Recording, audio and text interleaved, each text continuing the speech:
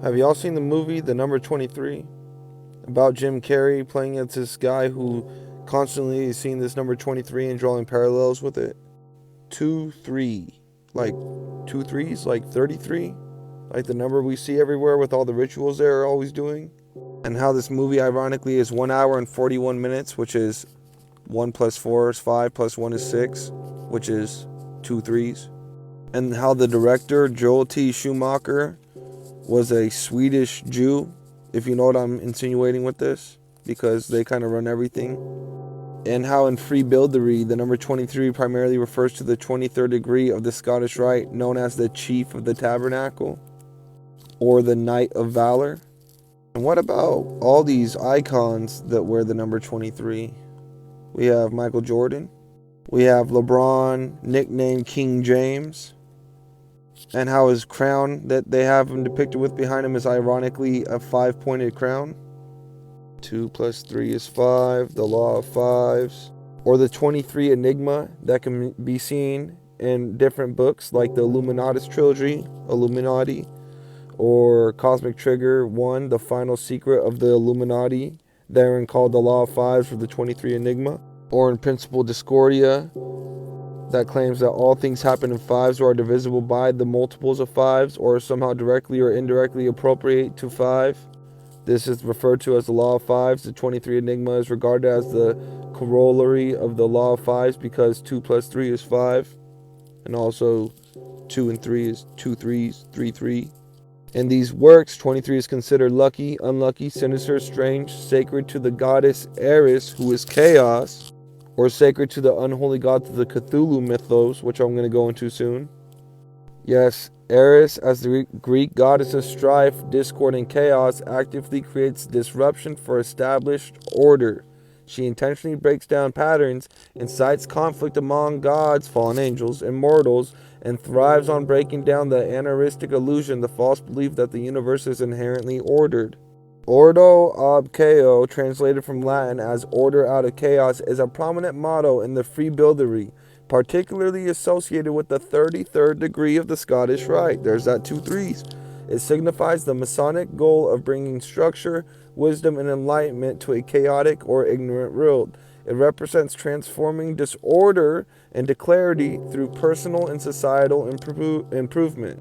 The phrase gained prominence in the early 1800s, especially within the Scottish Rite of Freebuildery in the United States. You don't say. That's why all the influence around the world, a lot of it comes off of what happens here.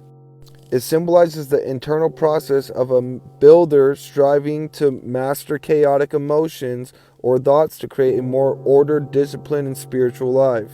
Now, out of all this at the bottom here, it says, or sacred to the unholy gods of the Cthulhu mythos. And in Lovecraft's work of the Cthulhu mythos, there was 2 different stages. An ongoing theme in Lovecraft's work is the complete irrelevance of mankind in the face of the cosmic horrors that apparently exist in the universe. Lovecraft made frequent references to the Great Old Ones. That's what the Nephilim were called in Genesis 6. The same became mighty men which were of old, mighty old ones, men of renown. Lovecraft made frequent references to the Great Old Ones, a loose pantheon of ancient, powerful deities from space who once ruled the earth and have since fallen into a death-like sleep. While these monstrous deities were present in almost all of Lovecraft's published work, his second short story, Dagon, who's mentioned in the Bible, published in 1919, is considered the start of the mythos, the first story of really expanded the pantheon of the Great Old Ones, and its theme is called the Call of Cthulhu. As we see right here, he's mentioned multiple times in the Bible. After the Philistines captured the Ark of the Covenant, they placed it in the temple of Dagon in Ashdod. The next morning, the statue of Dagon was found face down before the ark. Having been set up again, it was found broken, its head and hands cut off, symbolizing the defeat of the Philistine gods by the God of Israel. We have another one here. The Philistines credited Dagon with delivering Samson into their hands. In his final act, the blinded Samson pulled down the pillars of the temple of Dagon, unaliving thousands.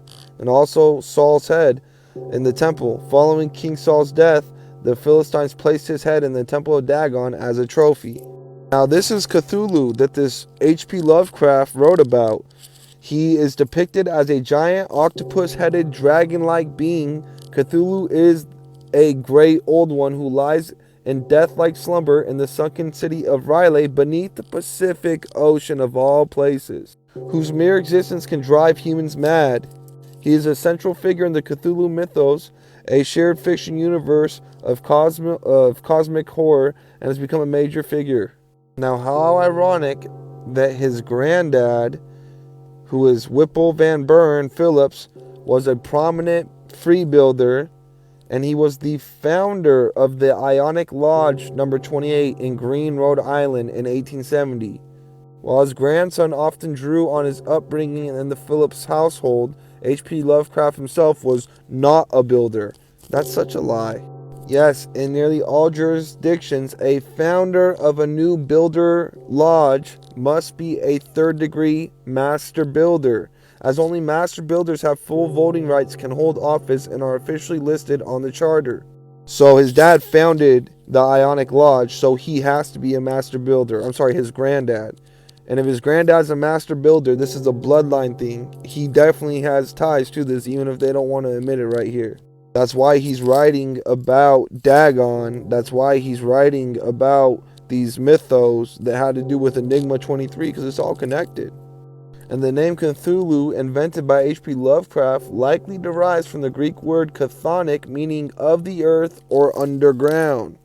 Chthonic gods, aka fallen angels, are specifically associated with the underworld, the grave, and deep earth. Distinguishing them from surface-dwelling deities, they represent the darker, fertile aspects of nature, acting as both the rulers of the dead and the forces of agricultural rebirth. Rulers of the dead, like Hades and Persephone, Hecate, who is the goddess of magic, witchcraft, and the night. Hermes acts as a psychopomp, guiding souls. Demeter, Erinyes, Thanatos. But they put this stuff right in our face, man. 23, 2 3s, that number. 33, they love it.